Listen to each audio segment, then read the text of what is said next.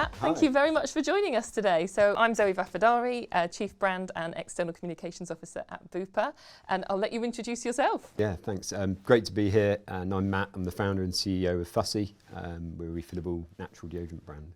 Well, look, thank you for joining us, and really keen to ask you a few questions. So you've moved from what is obviously like a really great product idea to a scaled business in record time. So, you know, getting people noticing your brand and talking about you. How have you made Fussy stand out from the crowd?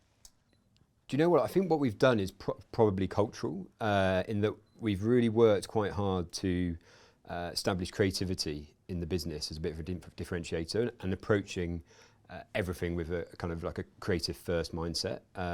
So, you know, be that getting in trouble with Unilever, which we did once, you know, that was for us a creative opportunity to, you know, come up with some marketing to address that. So, yeah, I think instilling creativity throughout the organisation, and then also looking at everything as an opportunity, and then differentiating yourself in terms of brand and tone, and you know, we like to say we take what we do seriously, but not ourselves, and I think that comes across in our comms, and it's a way that the bigger incumbents like a Unilever or whoever maybe couldn't do. Yeah, I love that. That's a great ethos.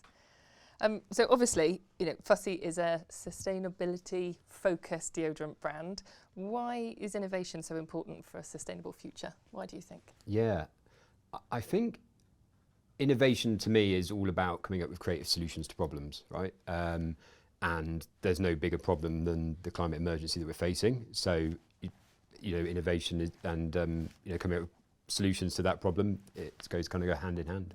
And well, my observation of your business is that it can be quite exciting as well as worthwhile. You know, there's this sort of great combination, very rewarding, I would imagine. Yeah, totally. You know, valuing planet and profit together.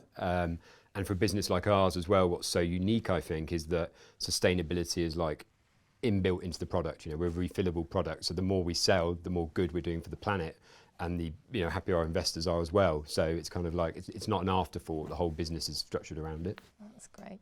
And I guess on the counter, you know, very conscious that the climate crisis, you know, for all of us can feel quite overwhelming. So, you know, what if you've got a reason or a reflection in terms of, you know, what's it like to feeling hopeful about the future? Yeah, it's a good point. I think like the stats show, don't they, like climate change anxiety is an all-time high, and I think that's because there's two reasons. I think personally, it's because A, it's such a huge problem.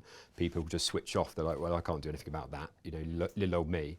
And also it's a future-facing problem. You know, it's potentially 20 years down the line that the real problem's going to happen, although it's happening now. So it's about how we you know, contextualise a future-based problem and make the problem smaller so that people don't get overwhelmed by it.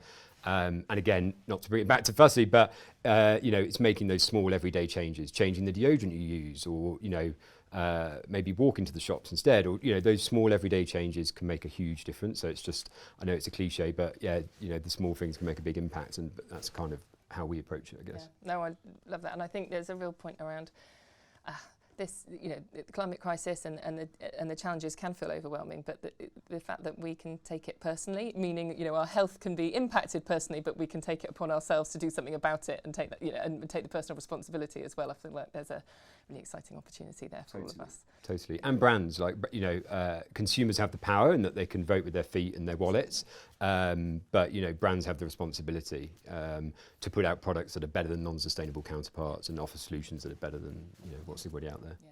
Thank you so much for spending some time with us. Great to chat. Yeah, great. Thanks for having me. Thank you.